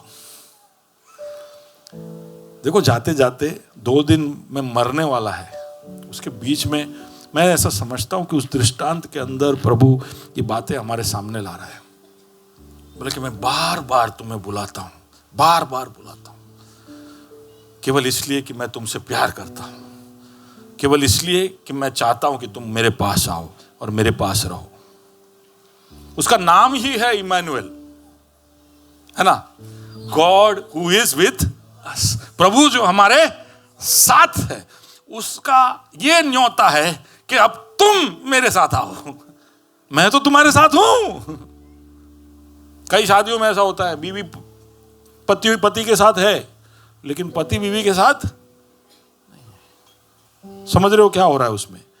यानी एक तरफा रिश्ता है, या पति है पत्नी नहीं है, एक तरफा रिश्ता है। तो पिता का हमारे साथ भी कई बार इस तरह एक तरफ का रिश्ता हो जाता है, जहां पर वो विश्वास योग्य है इसलिए वो तो प्यार कर ही रहा है, वो तो आपके साथ है ही, उसने तो वादा किया। यीशु तो क्रूस से उतर कर कहता है कि मैं इस संसार के अंत तक तुम्हारे साथ हूं। तो वो तो उसमें से मुंह करने वाला नहीं है, लेकिन क्या आप उसके साथ हो? वो चाहता है कि आप उसके साथ रहो. He wants to remain accessible for you. आप उसके पास जाओ, आप उसके पास बार बार जाओ, आप उसको तंग करो, वही वो चाहता है. कौन सी माँ या कौन सा बाप ऐसा होगा जो नहीं चाहता है कि उसका बेटा उसको ही आके कहे. अगर उसने गलती से जाके बगल वाले आंटी या अंकल को बोल दिया कि अंकल मेरे को लेस चाहिए, ऐसा हुआ है? किसी के बच्चे ने ऐसे किया है? हाँ, बाजू वाले को जाके पूछा है तो नहीं हुआ है ना. सब कितने अच्छे बच्चे, कितना अच्छा परवरिश आप लोग कर रहे हो, बढ़िया, ऐसे ही करते रहो. लेकिन अगर आपका बच्चा बाजू के अंकल को जाके पूछे या आंटी को जाके पूछे कि मेरे को ये चाहिए, तो उस दिन बराबर धुलाई होगी कि नहीं? होगी कि नहीं? बाजू वाले को कहो कभी कभी धुलाई इसलिए होता है आप अंकल के पास जाते हो. नहीं समझे? अरे आपका बाप आपके सामने है और आप अंकल के पास जा रहे हो, आप बॉस के पास जा रहे हो, आप पास्टर के पास जा रहे हो. प्रभु को कभी कभी यह भी नहीं पसंद कि आप पास्टर के पास जाओ, कि मैं इधर खड़ा हूं. अब हो मेरे साथ? ओके, आज 4 ही हो पाएगा. आखिरी चौथा चीज है ना, 8 चीजें थी तो मैं 4 ही बोल रहा हूं आज, फिर 4 अगले हफ्ते. ओके, क्या है चौथा? वो कहता है कि मैंने अपनी बैल और पाले हुए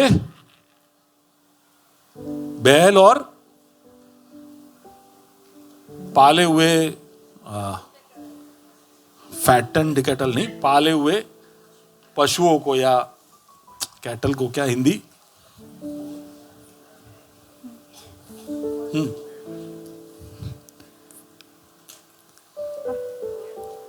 मेरे बैल और पले हुए पशु मारे गए हैं. मेरे बैल और पले हुए पशु. ये पले हुए पशु क्या है? हाँ, इंग्लिश में ऐसा वही पले हुए वही है कि कुछ ऐसे भेड़ बकरियां है जिसको खिला खिला के मोटा किया जाता है. उसको ऐसा मोटा इसलिए करते हैं कि उसका वजन बढ़े और जब उसको काटे तो अच्छा मीट मिले. आप में से कोई ऐसे होना नहीं, ज्यादा वजन पकड़े तो सोचने का कि यार किसके लिए हो रहा है. ओके, ज्यादा नहीं सोचो. अब ये खुदा ऐसा है कि जो प्राइवेट पार्टी कर सके. राजा अपने फैमिली के लिए, अपने रिश्तेदारों के लिए, अपने महल के मंत्रियों के लिए एक अलग से प्राइवेट पार्टी कर सकता था, जहां पे वो ये बैल, ये पले हुए पशु, ये सब खिला सकता था. और आम पब्लिक को जिसको वो बुला रहा है उसको वो थोड़ा साधारण खाना भी दे देता तो चल जाता. लेकिन इसने हरेक के लिए सबसे बढ़िया जो है वो तैयार किया. अब वो मेरे साथ? तो उसमें जिसको जिसको न्योता मिला है वो सबको वो मिलेगा जो हरेक को मिल रहा है. तो आप ऐसा नहीं सोचना कि यार इनका बुलाहट अलग है तो इनको प्रभु कुछ खास देता है. आप उतने ही बेटे हो जितना मैं हूं, आप उतने ही बच्चे हो खुदा के जैसे आपके बगल वाला है. सुन रहे हो? वो भेदभाव नहीं करेगा. आप कितना उसके पास जाते हो उसके ऊपर. आप, मेरे घर में 4 है, चारों को अलग अलग तरह से चीजें मिलती है. इसलिए नहीं कि हम में फर्क है, पर इसलिए कि चारों का तरीका अलग है. हाँ कि ना? आपके भाई बहन है ना, आपने देखा होगा कि यार उसको ज्यादा प्यार मिलता है. क्यों किसी को ज्यादा प्यार मिलता है? क्यों किसी को ज्यादा गुस्सा मिलता है? हमारा ही माँ बाप तो वही के वही है, पर हमारे अप्रोच में कई प्रॉब्लम है. मैं तो नहीं समझता मेरे चारों बेटियों में मैं भेदभाव करता हूं. उनको पूरा दिन ऐसे ही लगता है.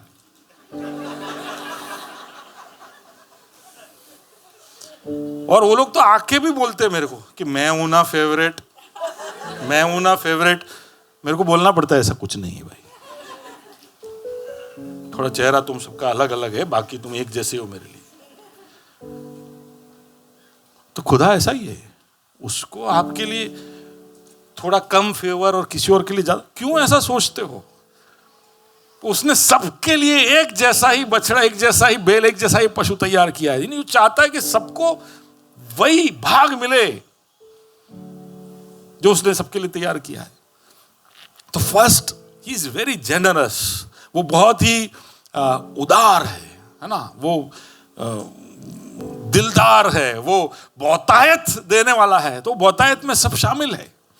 तो ये आपको सोचने की जरूरत नहीं है कि किसी और को देगा, मुझे नहीं देगा। वो कर सकता था ऐसा, लेकिन इसने ऐसा नहीं किया। और वो अपने धीरज में भी बड़ा उदार दिखाता है। तो इसलिए एक बार भेजा, 2 बार भेजा, तीसरी बार उसके सेवकों को मार दिया गया, ये सब हुआ, तभी भी वो धीरज दिखाता है। तो बड़ा धीरज में भी उदार है। लेकिन उसने हमारे लिए जो तैयार किया उसका एक ग्लिम्स है ना, जब यूहन्ना जब भविष्यवाणी देखता है, भविष्यवाणी करता है, please go to Revelation chapter 21। यहाँ पे मैं खत्म करना चाहूंगा। उस नगर की नींवें हाँ। हर प्रकार के बहुमूल्य पत्थर से देखो, सवारी ये हुई। प्रभु ने हमारे लिए जो तैयार किया है ना, उसका एक दर्शन है। ठीक है, एग्जैक्ट ऐसा नहीं है, लेकिन आपको थोड़ा सा ऐसा पता चले, इसलिए आप अभी आपका घर का नींव सोचना, घर का दीवार, घर का गेट अभी आप सोचो, और अब ये वचन को देखो। हाँ, पहली नींव यशब की, दूसरी नीलमणि की, तीसरी लालड़ी की, चौथी मरकत की, पांचवी गोमेदक की, छठवीं माणिक्य की, सातवीं पीतमणि की, आठवीं पेरोज की, नवीं पुखराज की, 10वीं लहसीनिये की, 11वीं धूम्रकांत की और 12वीं याकूत की थी। और हमारी कंक्रीट की। हमको उससे आगे कुछ आता ही नहीं है। ये अलग अलग बहुमूल्य पत्थरों का नाम है जो दर्शन में यूहन्ना बता रहा है। पता नहीं सच में इस तरह के पत्थर है, लेकिन उसने दर्शन में देखा तो उसको ऐसा सब लगा कि कुछ बहुत ही मनोहर है जो प्रभु ने हमारे लिए तैयार किया है। तो इज वेरी जेनरस। वो जब देगा तो अब सोचिए, आगे देखिए। 12 फाटक 12 मोतियों के थे। 12 फाटक 12 मोतियों के थे।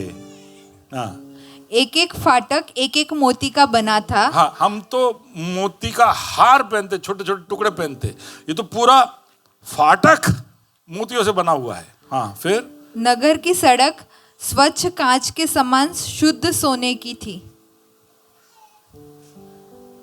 पता नहीं क्या था? स्वच्छ कांच के समान, सोने के लिए नहीं, सोने की सड़कें थी, गोल्ड। ये यूहन्ना ने दर्शन में देखा कि यहोवा ने हमारे लिए तैयार किया है।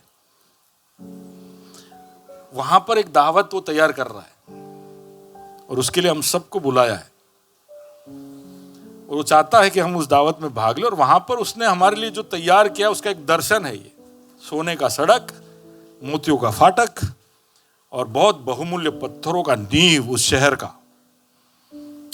प्रभु जो देना चाहता है उसका हम अंदाजा भी नहीं लगा सकते। Is a great God.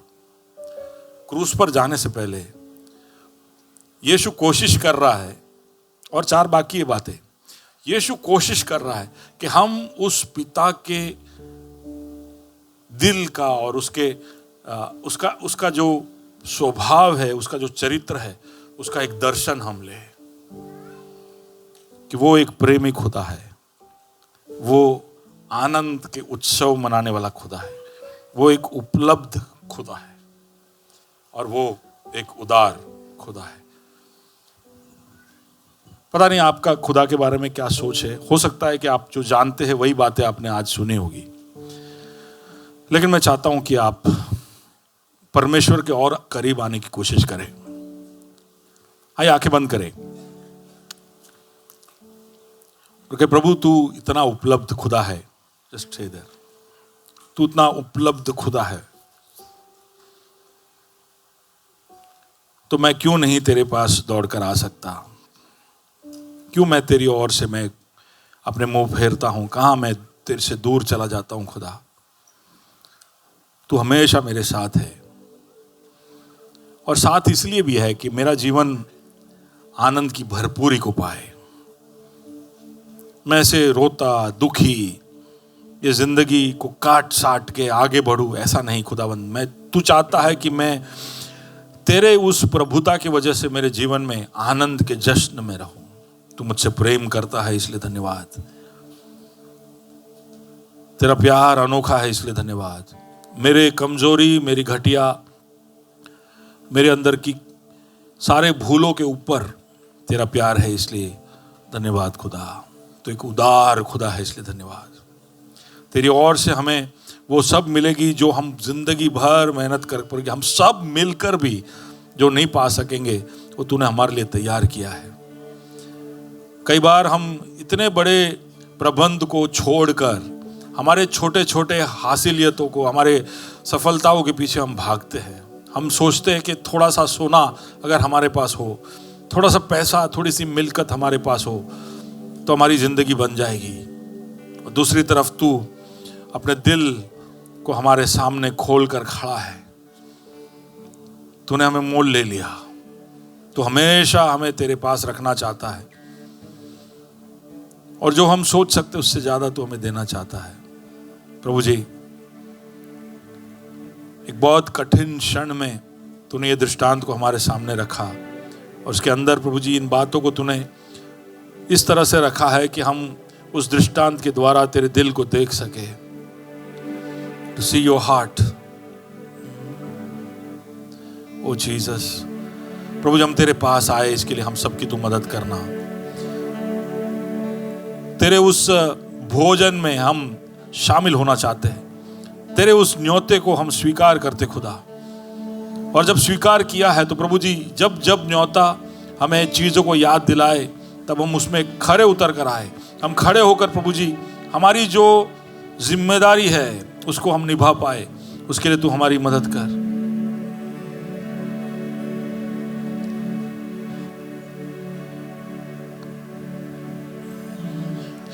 मैं ना डरूंगा ना घबराऊंगा, यहोवा निस्सी भरोसा है मेरा।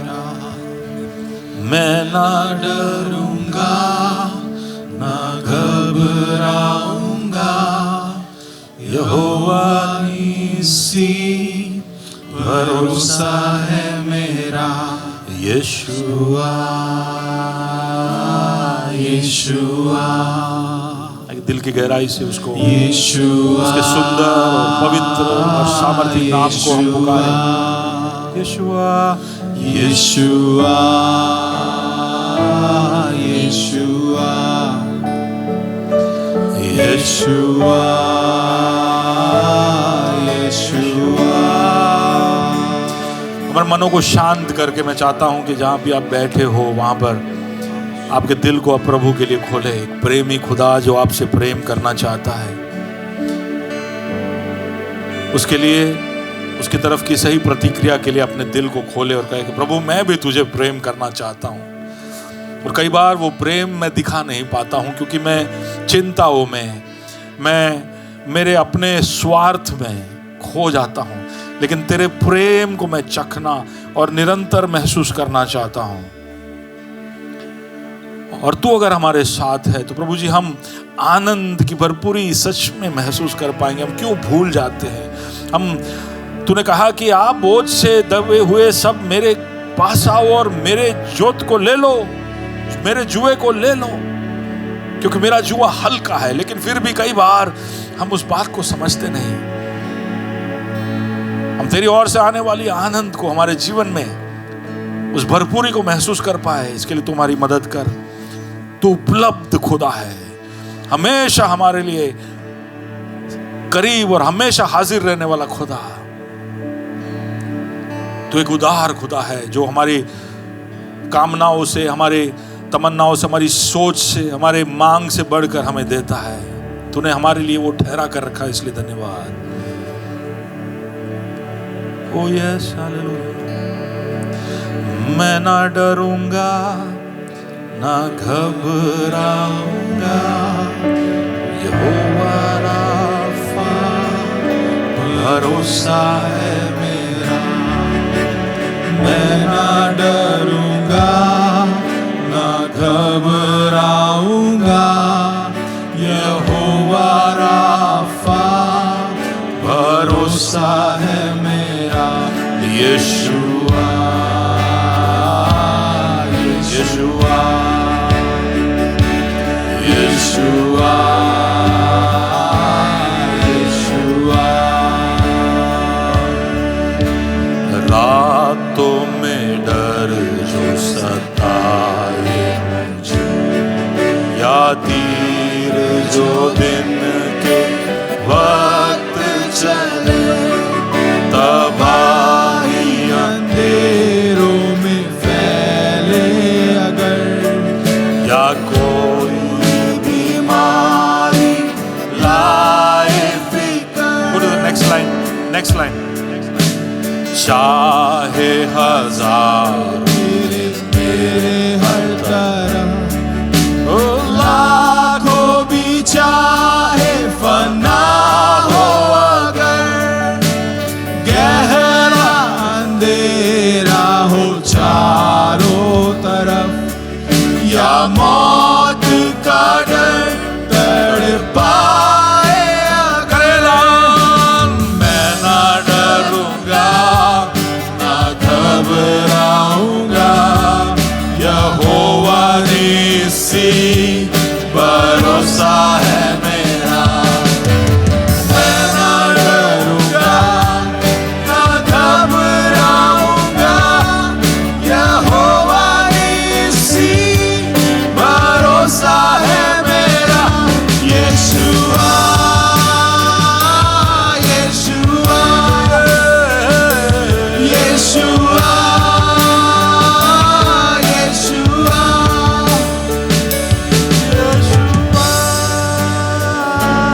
यीशुआ। हालेलुया, प्रभु तेरी स्तुति हो, हालेलुया। तूने हराया मृत्यु को, तूने तोड़ी हर जंजीर, तेरे नाम मेरी हाई, यीशु मसीह तू है आशा मेरी। यीशुआ के उस सामर्थी नाम का घोषणा मैं यहाँ करना चाहता हूँ। Can you take that song, घोषणा, जीसस नेम, यीशु नाम। Which scale is that? See, can you give me that scale? ये गाना हम ऐलान कर कर यहाँ से विदा होंगे। I just take the name of Jesus. What's the song? घोषणा, घोषणा. Okay.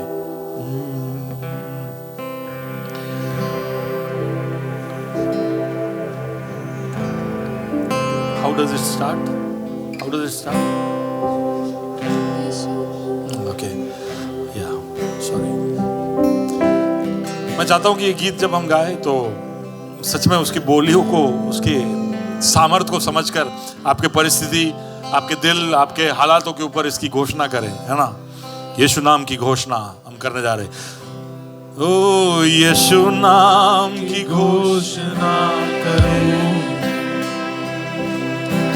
हर एक दिल और हर दिमाग पे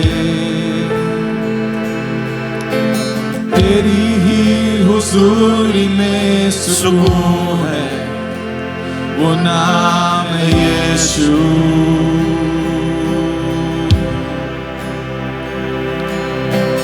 यीशु नाम की घोषणा करूं मैं, जब तक टूटे न सारी लतें, करता हूँ आजादी का ऐलान मैं गाऊं यीशु। Can we sing that again? यीशु नाम की घोषणा करूं मैं,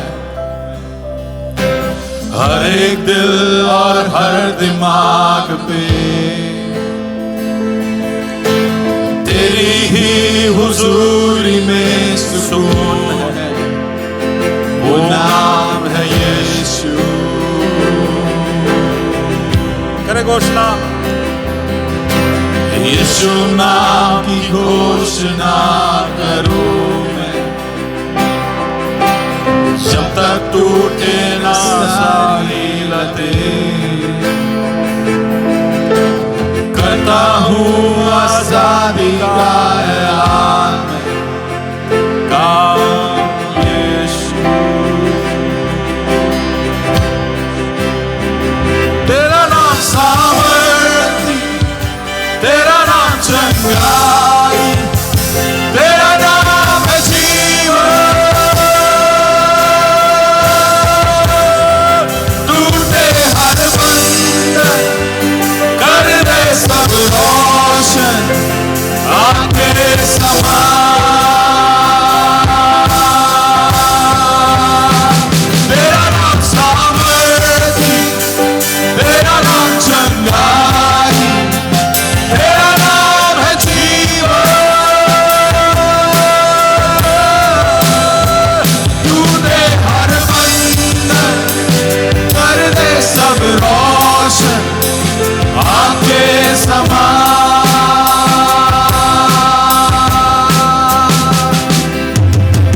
यीशु नाम की घोषणा करूं मैं, हर एक की चिंता और हर डर पे। बंधे जो निराशा की जकड़ में, पुकारे यीशु।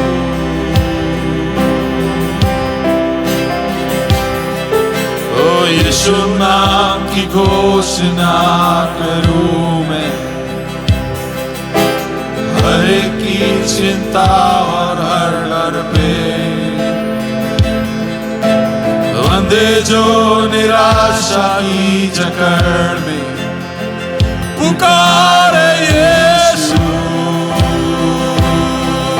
क्योंकि उसका नाम है सामर्थ्य। तेरा नाम सामर्थ्य, तेरा नाम चंगाई, तेरा नाम है जीवन। टूटे हर बंधन, कर दे सब रोशन आपके समान।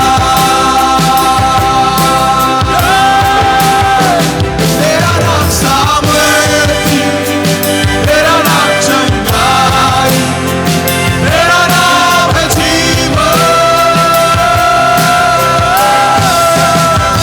टूटे हर बंधन, कर दे सब रोशन आपके समान।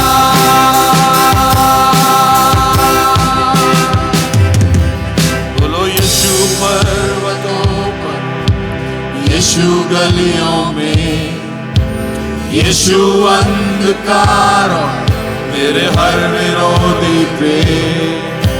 यीशु मेरे घर में, मैं पुकारूं पावन नाम यीशु। आप जहां भी हो वहां यीशु।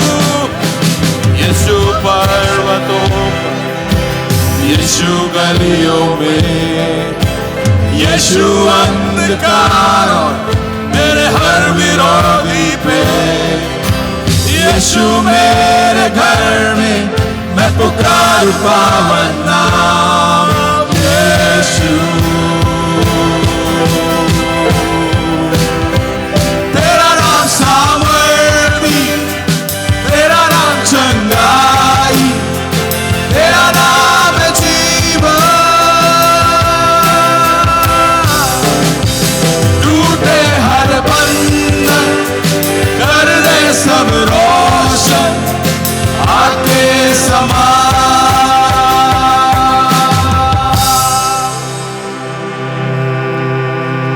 तेरे प्रेम को जो समझ नहीं पा रहे हैं, अपने दिल को कठोर कर दिए हैं,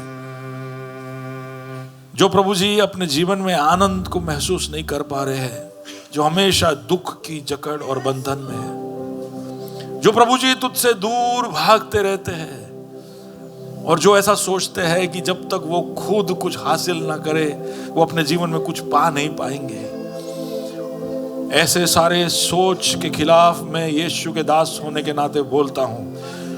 ऐसे सारे दीवारों को ऐसे सारे बंधनों के खिलाफ मैं आता हूं। आज मेरे प्रेमी खुदा को, एक आनंद के जश्न को मनाने वाले खुदा को, एक उपलब्ध और उदार खुदा को वो चख कर देख पाए। टूटे हर बंध कर दे सब रोशन आके समान। एक क्षण बगल में जो है उनकी तरफ हाथ बढ़ाकर उनके लिए प्रार्थना करते हुए, उनके जीवन में प्रभु मेरे हाथ में कुछ नहीं, मेरे पास कुछ नहीं, मैं खुद डरा हुआ हूं, मैं खुद संकोच में हूं, मैं खुद निराश हूं, लेकिन प्रभु जी तेरे नाम में यहां पर सामर्थ है। इसलिए तेरे नाम में जो सामर्थ, तेरे नाम में जो चंगाई, तेरे नाम में जो छुटकारा, मैं बोलता हूं मेरे भाई पर, मेरे बहन पर, तेरा नाम सामर्थ, तेरा नाम चंगाई, तेरा नाम है जीवन। टूटे हर बंधन कर दे सब रोशन आके समान।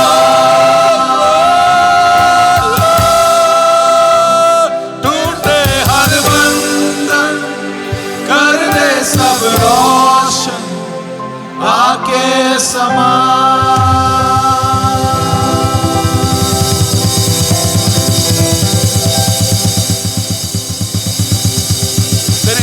हमारे जीवनों पर चमका।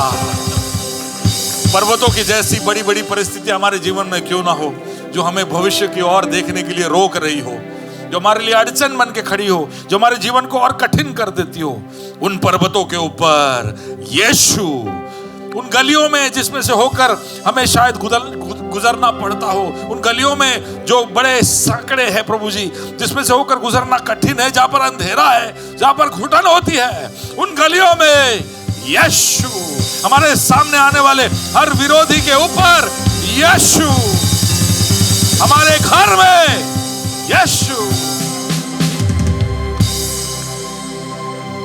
Hallelujah, hallelujah.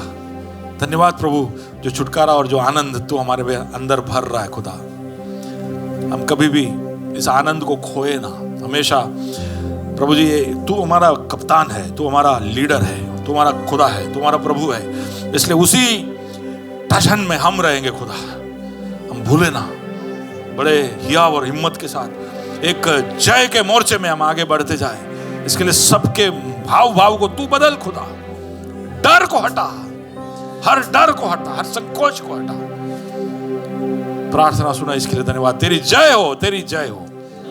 यीशु के नाम से मांगते हैं, आमीन।